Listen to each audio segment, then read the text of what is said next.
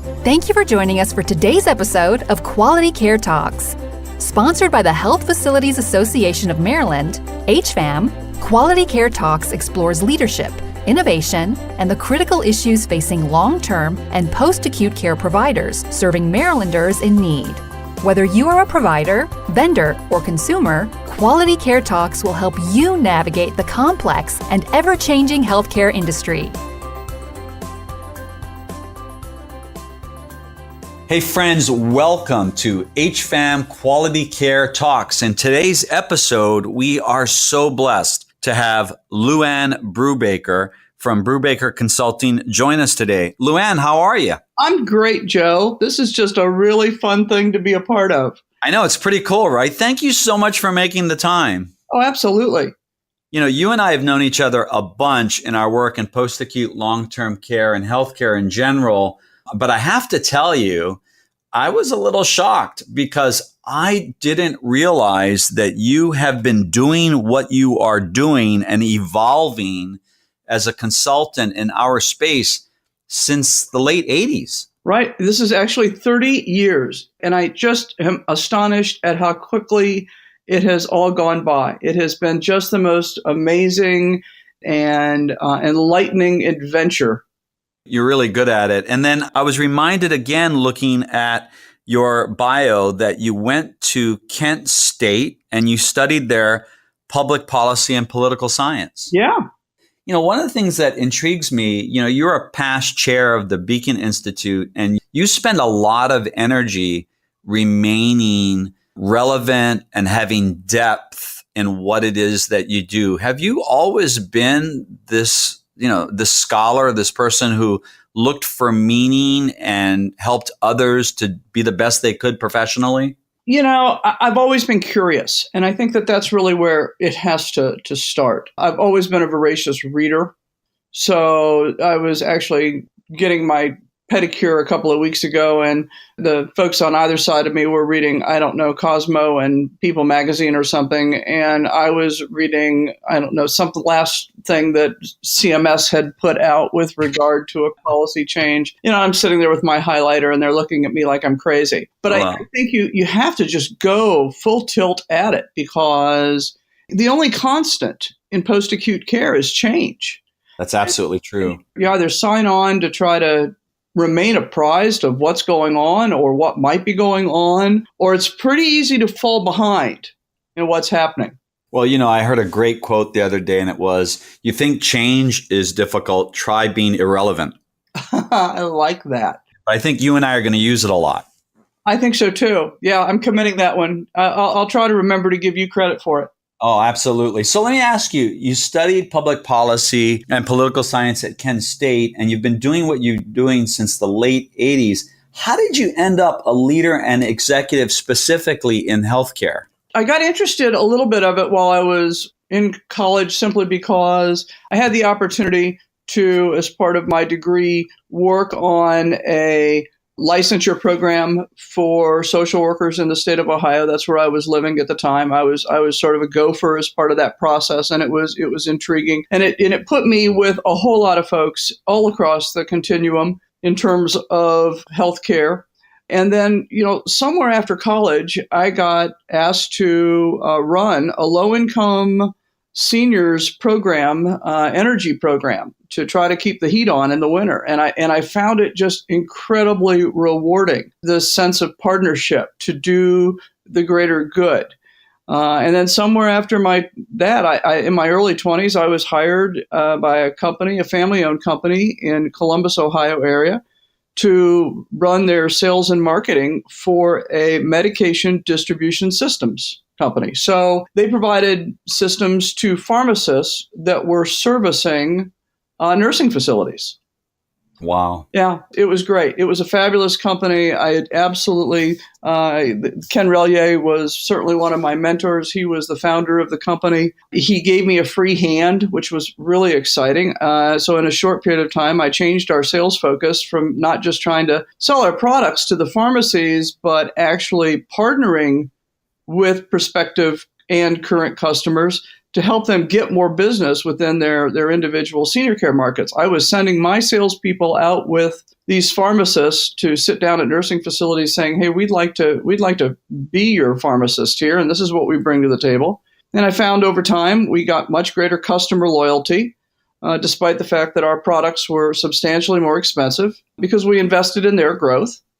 And it helped us exceed our own sales goals. Years and years and years ago, a fellow that's well known in the state of Maryland, who was a founder of a pharmacy here that grew eventually up into one of the largest in America, Milton Moskowitz, told me that a good deal has to be a good deal for both.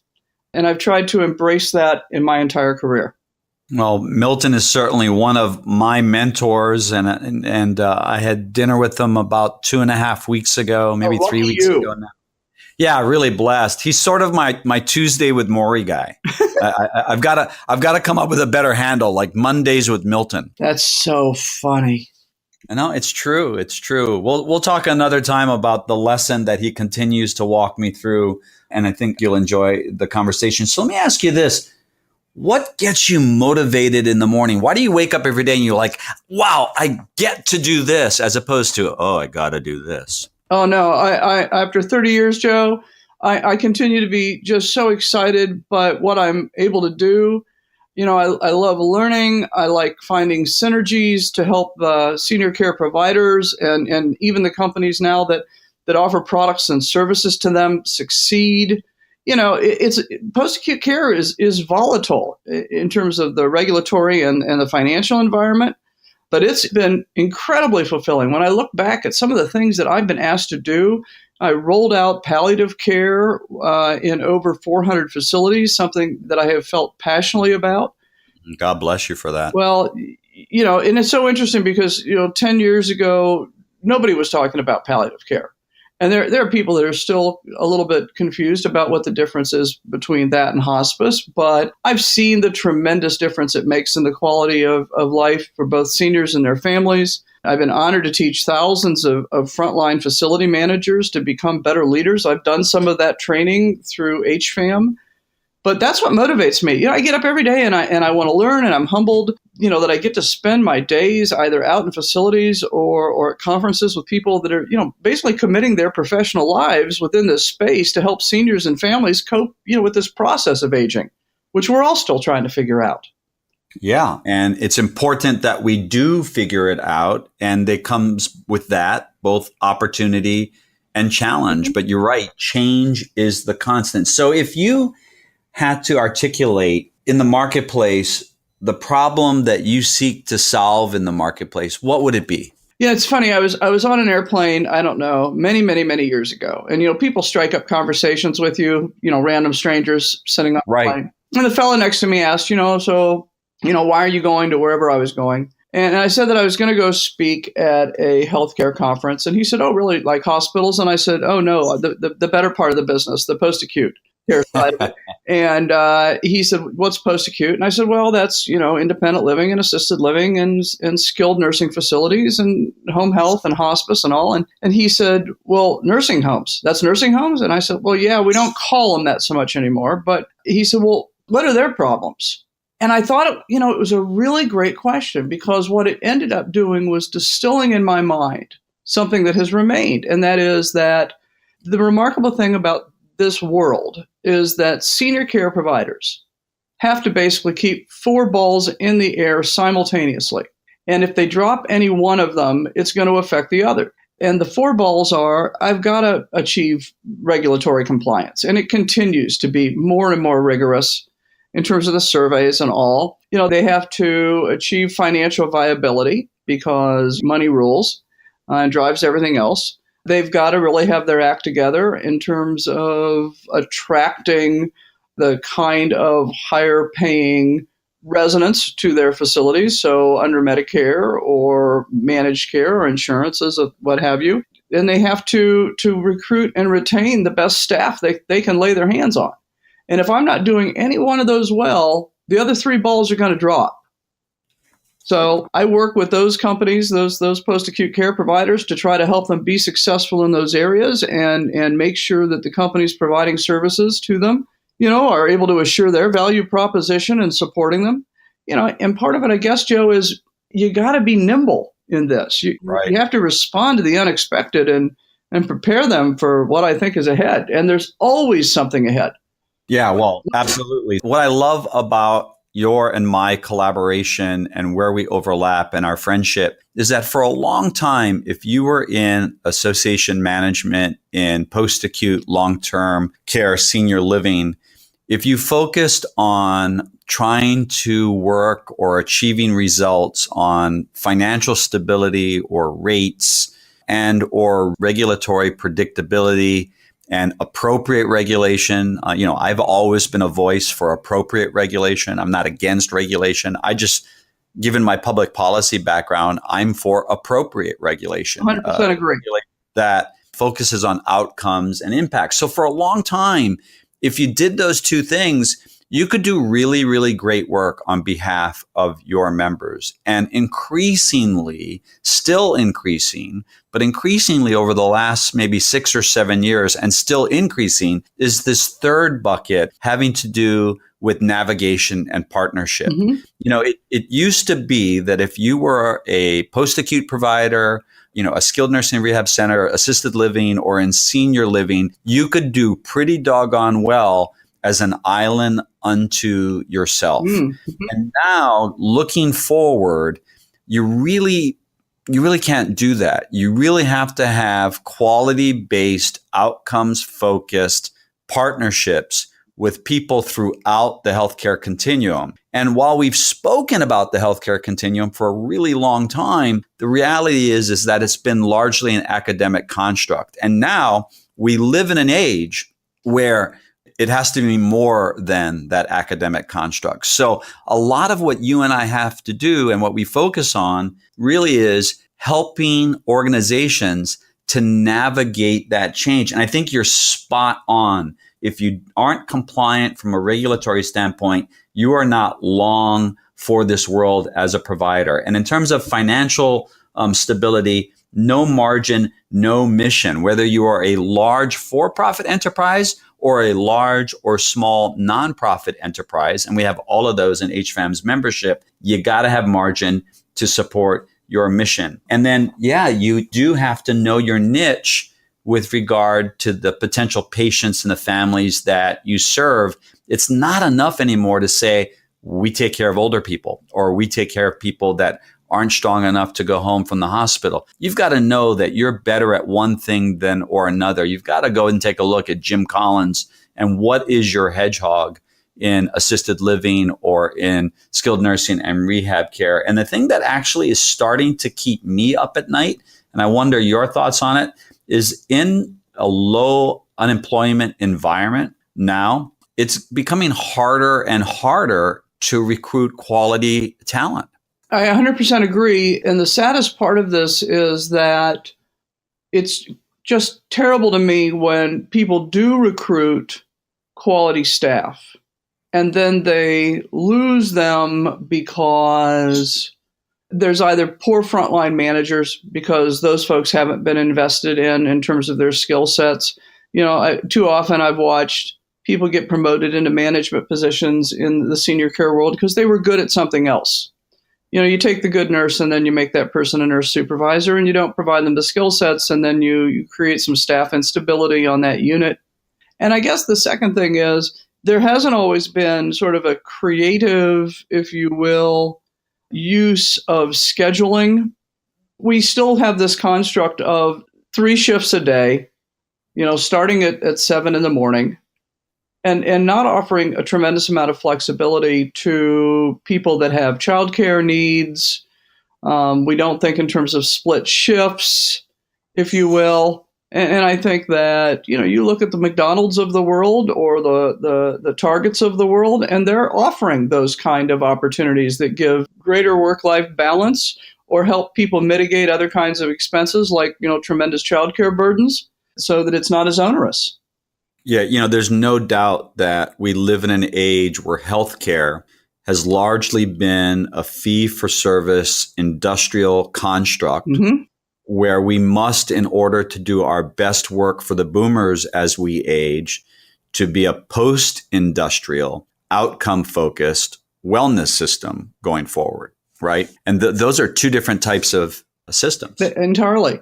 And we're about to see, potentially the next big shift financially, on the Medicare side, based upon Absolutely. Yeah, based upon what Medicare is talking about with RCS1, and to your point that this has largely been a fee for service kind of profession. The checkbook's going to close. The idea that the government is going to just pay based upon volume of services is untenable. It can't be supported. So, as you say, everybody has skin in the game. They're all looking at what kind of partnerships they can form. This RCS1 is a push to reduce the utilization of therapy just for the sake of therapy, and because it tends to be more margin friendly. And they're going to really put the pressure on facilities now to expand their clinical capabilities. I think you're precisely right on that. I think you're spot on. So in all of this work, what do you consider your personal mission in it? I think it's a pretty broad brushstroke. I try to understand the bigger picture all the time in post-acute care to help people be able to drive quality care and better outcomes and higher quality of life for the people that they provide services to. I'm committed to making a difference here. I'm committed to making that difference. Well, it's fantastic. We certainly see it in your work. Maybe this is a fantastic time in our discussion to take a little break. Those of you out there listening to us, we are interviewing today Lou-Anne Brubaker from Brubaker Consultants, and we'll be right back. You are listening to Quality Care Talks, produced by the Health Facilities Association of Maryland, HFAM. We'd like to invite you to join us at the HFAM Leadership Institute on May 3rd, 2018 at the Hotel at Arundel Preserve. Sponsored by WGL Energy and Medline, the Institute's keynote speaker will be Maryland Secretary of Commerce Mike Gill. To register for the HFAM Leadership Institute, please visit www.hfam.org. And now, back to the conversation. Hey friends, this is Joe DeMatos, the President and CEO of the Health Facilities Association of Maryland. Thank you so much for joining us in this incredibly powerful and productive conversation with Lou-Anne Brubaker from Brubaker Consulting. I don't know why I struggled on that just then. And our issue today of HFAM Quality Care Talks. So Lou-Anne, let me ask you just a pretty straightforward question. Are you bullish or bearish on the future of post-acute, long-term, and senior care in the U.S.? Well, I'm a Taurus, Joe, so I probably always have to come down on the bullish side. But I think that the future is a bright one for this environment. We're a rapidly aging country, and care will always be needed. And even though there was certainly the inclusion of more money for home and community-based services, under the Affordable Care Act, there's always going to be the need for a place for people to be cared for. It's just an environment that continually evolves. They're going to need new strategies for better outcomes, at lower costs, with higher satisfaction and more person-centered care. And I think that's an incredibly exciting thing, to the point where I'm encouraging young people I know to look at senior care as a viable career opportunity. Yeah, I agree. I teach at UMBC. I teach two classes there. I teach an undergraduate public policy course and a graduate leadership course. And one of the first things I do in both of those classes is I say, look, if you want an incredibly rewarding career, both in terms of how you feel about it and your rectitude and what you can earn and contribute and how you can grow, you can write your own ticket in post-acute and long-term care. Absolutely. And I honestly believe that. Oh, to be younger again. I just think the world, the possibilities is absolutely incredible. So in this, what do you consider urgent in your professional life? I think maybe isn't as urgent as it should be, although I try to work at it. I think I'm not alone in trying to find the balance between the professional and the personal, because it's tough when you find the work so fulfilling and yet you also want to spend time with the people that are important to you. I was on over 240 flights last year, working with clients and speaking at conferences, and it requires a lot of coordination to be able to do the work that moves me and spend time with the people I love. And I think, a lot of it is that I'm just blessed with an amazingly supportive spouse. Right. That's incredible. What's the farthest you went last year? Where'd you go? Oh, I just keep going back and forth from one, side of the country to the other. I was in Seattle last week teaching a 2-day sales course to folks selling their products to senior care. I'll be back out in Spokane for Washington Healthcare's conference, and then I'll be at the Integra conference out Denver. See, I don't even know where I'm going. In Denver, and then San Diego, I think, is the National Community Pharmacists Association that they do for McKesson. So, yeah, this feels like the year of lots of West Coast travel, although I get a lot of work done on the plane. Yeah, isn't it amazing? It is. I'm the same way. I actually like traveling at least sort of to Denver. And then I love the train to New York because some of my most productive time is on the train or on the airplane. Absolutely. Absolutely. It's sort of crazy.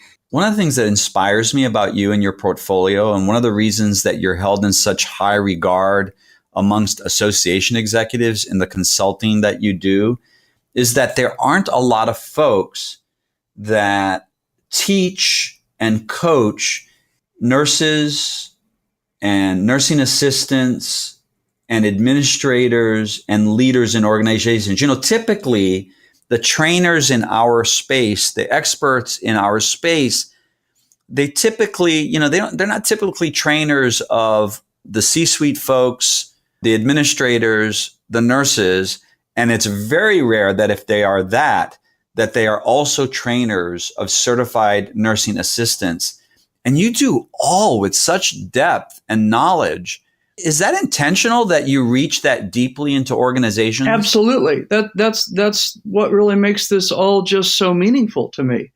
The best days I spend are not in front of audiences necessarily at conferences, but when I'm walking the floor of the facility and talking with the staff and trying to figure out how they can have a better day and feel more competent and confident in what they're asked to do.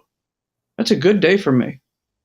It sounds like it. So listen, you're clearly driven by values, universal values that guide you and that you're rooted in. Tell me a little bit about your governing values and the role that those values have played and play in your life. It's funny you asked that. I don't know how this began, but years ago I started evolving to where it was almost like a litmus test, Joe, that's informed both my personal and professional relationships. It's like 3 pieces of a criteria, whether it's somebody I'm going to do work for or with or include in my personal circle. I look to whether people have an intact value system. Are they ethical? Do they treat other people well? Do they bring something to the table? And it doesn't have to be associated with their job title or their education or their income, but I like to spend time with people that are curious and want to learn and explore new ideas. And then lastly, I look at whether people are low or high maintenance. Life is really too short to spend much time, if you will, with people who either create a constant series of crises for themselves or are toxic. I like to work and spend time with people who put out a positive vibe. And as long as I've sort of stayed with those, it's worked out pretty well for me. It's interesting. That's a great segue to the last question of our shared time today. But I had a mentor that taught me, and this was sort of an adjunct mentor. I'm creating a phrase there. The mentor was a highly successful insurance company CEO with a large region of the world, Asia. Basically the Pacific and Asia. And this mentor, this gentleman in this case, and it's interesting, by the way, most of my mentors have been women, but that's for a different discussion. This was a guy, and he was the CEO of an insurance company that stretched throughout the Pacific and Asia. And he came to me as a mentor in my work as I was preparing to become worldwide president of the University of Hawaii Alumni Association. He was a couple of presidents ahead of me in that association when I joined the lineup and was sort of officially in the pipeline to be a future president of the association. And he taught me a number of lessons, and I want to unpack a couple of them with you and have you to unpack them and respond to them. But two lessons relative to the team was that he would go to his executive team and he would say, look, you can hit all of your marks. Like you can hit your retention marks and you can hit your financial marks and you can hit all of the marks. But if your colleagues don't want to work with you, you will not be incentivized, you will not be bonused, and you will not be promoted. You can be the best thing since sliced bread. You can make me and our shareholders a bunch of money. If you are high maintenance and people don't want to work with you, you don't have a future. The second thing he mentored me on back then was if you're a leader and you don't have an active succession plan, I don't want you on my leadership team. I want you to realize that you're awesome, you're great, we need you.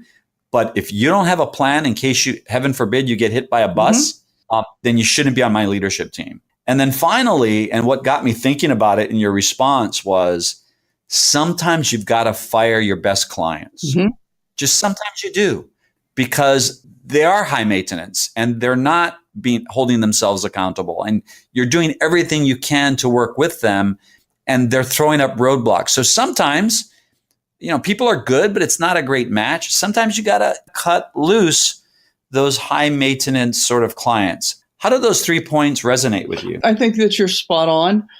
You have to decide where you're going to invest your energy. And I think that it's really interesting that your mentor talked about part of your investment needed to be made in positive interpersonal relationships with colleagues. And I don't think that gets talked about enough. Yeah, I think you're right. So let me end with this. Tell me about an important, critical mentor in your life. Joe, I think over my career, many people have been willing to provide guidance to me. I mean, literally starting with the boss who believed that, straight out of college, I had some capacity to run a home energy assistance program for the elderly. I mean, come on, really? I wouldn't have been my first choice. And, to the ones who, much later, 30 years ago, pushed me to take the leap to start my own company. And I remember one of them saying, you need to do it because nobody else is. It fuels the fire in you. My clients have invested in my development. And then I think that there's just random stuff that happens. Somewhere in my 20s, I was still living in Ohio. There was a community sort of coffee shop that was at a store called Lazarus. And if you roamed in there at noon, when the place was packed and you were alone, they would just sit you down at community tables and you never knew who you were going to sit with. And I went in there one time and they put me with this just incredibly elegant Barbara Bush-like white-haired lady. And it took me a minute. And then I realized her name was Gertrude Donahue and she was actually the Ohio treasurer.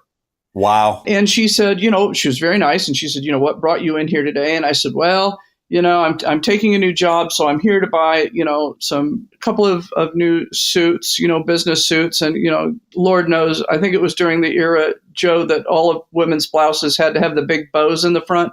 Oh, yeah. It was not a good fashion era. It was not a good era. And I remember asking her, okay, give me some advice. What's the best advice that you can give me? Because I thought I've got her here, right? Captive audience. She's still eating her salad. And she said, well, first of all, you dress for the job you want. You never dress for the job you have. She said, always think about who, as you said, is going to replace you.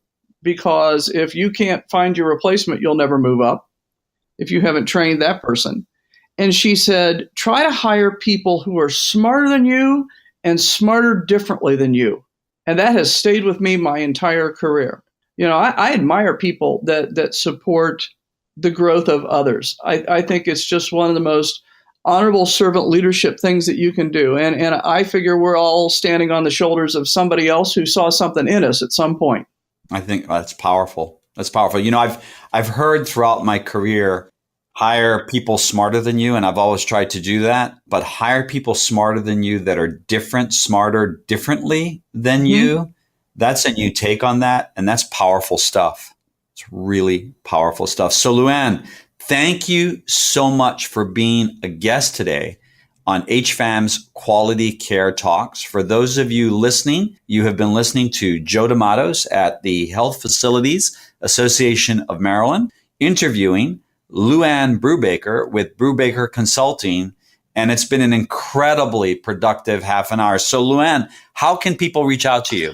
They can find me on my website, so www.Brubaker Consulting. They can pick up the phone and call me, 301-535-5449. That's fantastic. Well, my friend, I admire you so. Thank you so much for all that you do, not just in Maryland, but across the country. And just keep on keeping on, because as that mentor told you years ago, you got to do this because nobody else is. It's been incredibly, incredibly fulfilling, Joe. The whole ride. It has been incredibly fulfilling. But thank you very much for having me on your podcast today. This has been fun. Thanks, friend. We'll see you soon. Be You well. too. Take care. Thank you for joining us on Quality Care Talks. We would love your feedback on today's episode. Please be sure to rate us on iTunes. And don't forget about the upcoming HFAM Leadership Institute on May 3rd, 2018. Register today at www.hfam.org. We hope to see you there. Quality Care Talks is produced by the Health Facilities Association of Maryland, the state's oldest and largest association of skilled nursing and rehabilitation centers. For more information, visit www.hfam.org or send us an email at hmorris@hfam.org.